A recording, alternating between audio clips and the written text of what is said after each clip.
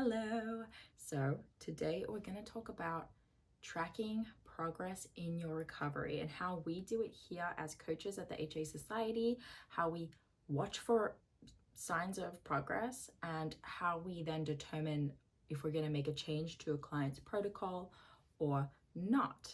So I have a previous video already on signs of amenorrhea recovery. This episode is going to go a little bit more in depth about what we're looking for and how we make changes based on what we're seeing. So it's important to note that there is much more to look at than just I either have a period or I don't. Things happen in between. So what we are looking for is signs that your body is moving in the direction of recovery. Let's dive straight in.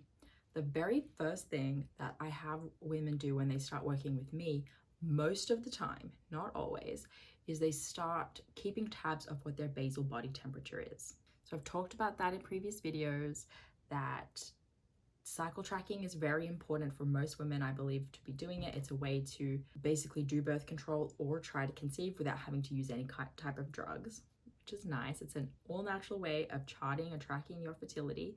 And when we don't have HA, essentially, none of the signs that you would use to chart or track your fertility are present. And so you might be thinking, well, then how in the world would I use charting for recovery if I don't have any of the symptoms? Well, that's because we're looking for when the symptoms start to show up. We know. So the cool thing is you're working with a blank slate. And I do enjoy watching a woman's chart go from nothing to something to all the things over time. So I get women to start tracking their basal body temperature from the get-go. What this is going to tell me is where your metabolism is at. So if your metabolism is low, if everything is down-regulated, more often than not, this is going to manifest in a lower basal body temperature. And this tells me that you're not going to be getting your period tomorrow. There's work we need to do to get it up. And then based on the symptoms or based on what I know about your eating habits, your exercise habits, your stress levels, your current body weight and height, I have an idea of what direction we need to go in. More often than not, if your basal body temperature is low, and this looks like being below 97.5 Fahrenheit or below 36.8 Celsius. If it's lower than that, more food needs to be eaten. Depending on that, along with other symptoms I'm seeing, what I know about your mental state, your current lifestyle, I'm going to make specific recommendations based on that, with the goal of getting your basal body temperature to be up in the range that we want it to be. So say it's up in the range we want it to be, this allows me to know, okay, you're probably weight restored or more weight restored, which is great, super ideal. You're eating plenty. Basically, if you're in range, I know that the next steps we're going to take are going to potentially bring you to ovulation sooner. So you are someone where it's possible that tomorrow you're going to ovulate. And that's exciting. Okay, cervical mucus. Now, similarly to basal body temperature, I'm looking to see if you have mucus pattern that would be deemed normal or within the regular ranges. So you probably don't if you have HA. So you probably are seeing none, and every time you wipe your perineum when you go to the bathroom, it comes back dry, or you don't see any mucus show up in your underwear. That's a very common experience for HAs.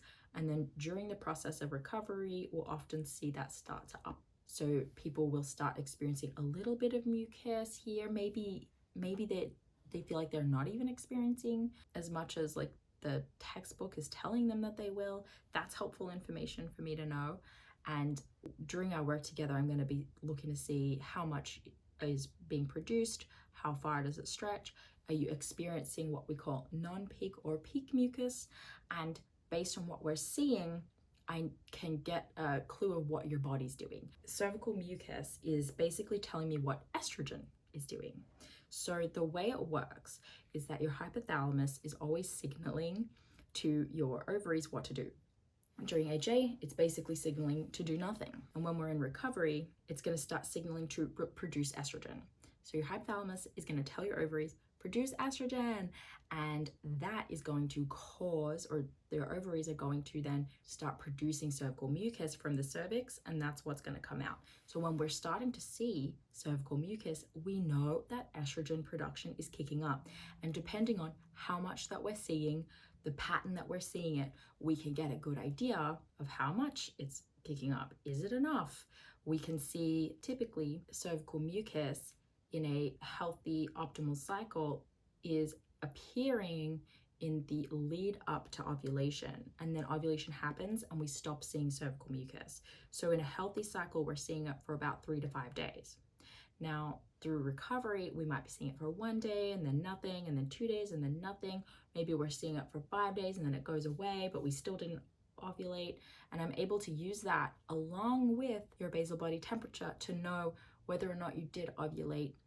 Does it look like, based on the data we're tracking, that your body is trying to ovulate and then not, trying and then not? And this information then allows me to make the next best recommendation, which could be you're still working out too much, we need to make changes to your training, or you probably still need to eat a bit more.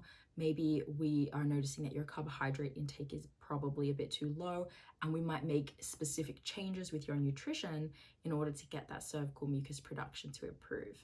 Other things that I'm going to look at as a sign of progress and a determining factor about what things we change is your weight gain. Are you currently weight restored? Are you continuing to gain weight? Has your weight gain stalled, but your other markers of progress have or have not? All of that information helps me to make the next best decision. So if you answer yes to I'm currently continuing to gain weight, you know that possibly right now, continuing to increase the amount of food you're eating might not be necessary because you are gaining weight. If your weight gain has stalled, but you're not currently weight restored, but your basal body temperature is still low, but you're not seeing any cervical mucus patterns, or you're not seeing ovulation happen, you know you need to eat more. Tracking body weight along with all of those other symptoms is helpful for us to know where you might need to take or continue to make changes. We're going to also be interested in things like, has your hair loss stopped? Are you not feeling cold anymore? Are you starting to experience breast tenderness or changes in body composition? Are you feeling muscle aches? Are you feeling some kind of swelling or experiencing bloating and changes to water retention in your body? These are signs that things are moving forward in the direction that we want them to be going in. And then we're going to be tracking, well, when does that start to go away and dissipate? And when is your body starting to normalize? And again, how is that lining up with the other progress markers that I mentioned earlier, which is temperature, mucus, weight gain, etc. Okay, mental progress is one of the big important ones, although it may not seem so, it really is.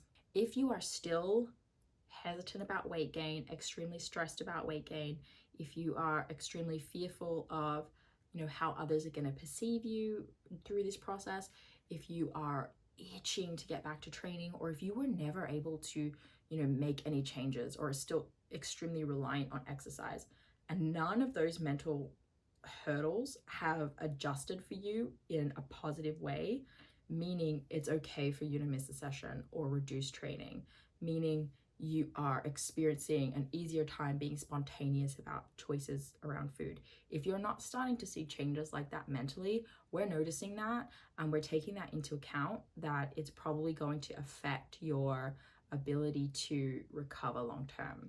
We're going to, at that point, recommend things like lifestyle changes, meditation. We're going to give you journaling prompts and mindset shift work to help you move through that. If you're approaching your nutrition protocol with just eat everything, tons of sugar, tons of processed food, we're going to recommend changes to that, because those things trigger anxious thoughts, trigger anxiety, and they stop us from really being able to make the changes that we actually need to make. It's really important that we bring our parasympathetic state down, that we reduce stress, because that actually is what makes you more likely to be able to do the physical work that you need to do, which is eating more and rest, and also brings just your brain and your stress levels and your cortisol and everything down to an area it needs to be in order for you to actually be able to ovulate. Because if you're chronically stressed or always freaked out, I don't think it really matters how much you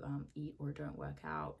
Your body's still going to see that as an inopportune time to get pregnant. And then lastly, we're also going to be keeping a keen eye on your hunger signals and appetite and what you're telling us you're experiencing. So if you're experiencing extreme hunger, if you're experiencing no hunger, all of that is going to help us make a decision about what to do next, right?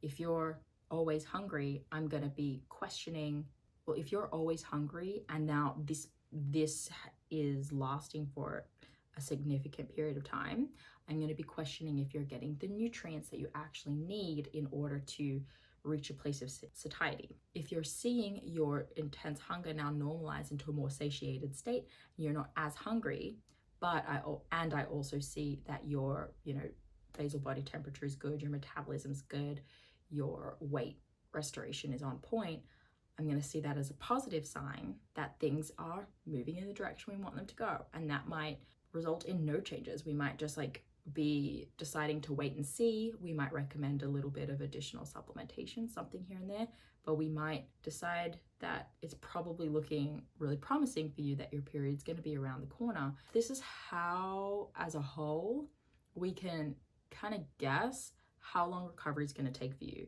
This is a part of, the quiz that I created, which is how long might your period take to come. Just based on behavior alone, we can make estimations about how long your recovery is going to take. But, with these physical markers and with being able to really dive individually into you and what we're seeing in your metrics and in your behavior, we can really narrow in not just on how long it might take you, but on what specific changes you actually need to make. So I hope this was interesting and helpful, and that you take away something that you can look closer at in your recovery and use as a tool for basically checking in on yourself, being less biased about what you see. A lot of people have these low temperatures, they have no period at all, and they're just but I feel like I'm doing all the things and I'm not willing to make more changes, and I need more evidence and I need more data. All of these are areas that you can use to help you push through the story you have in your head that you can't recover and that you are or are not making progress, yada yada. You can use these in your own recovery. And that said, we are taking clients right now. There's currently 3 of us on our coaching team. So if you want to dive into your own recovery and get an individualized protocol just for you and work one-on-one with one of us, head to thehasociety.com/coaching, apply for a coaching spot right there, and we will get back to you pretty damn quick and get you all set up with your own coach. Thank you so much. Don't forget to subscribe to this channel so you get updates when we release our regular videos. And if you are listening to this podcast, thank you. Please like it, follow it, rate, and subscribe to it. Yeah. See you guys next time.